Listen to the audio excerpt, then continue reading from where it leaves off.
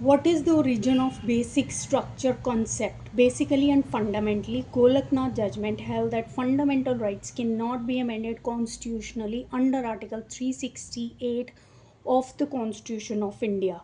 Another preposition which was asserted by the Golaknath judgment was: is there any other provision other than the fundamental rights which is immune from the constitutional amendment under Article 368 of the Constitution of India?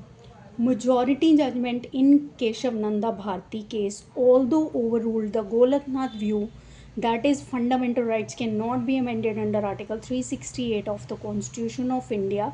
However, the majority judgment in Keshav Nanda Bharti case uh, affirmed another preposition which has been mooted since Golaknath, that is there any other provision other than the fundamental rights which is immune from the basic structure, immune from the constitutional amendment under Article 368 of the Constitution of India?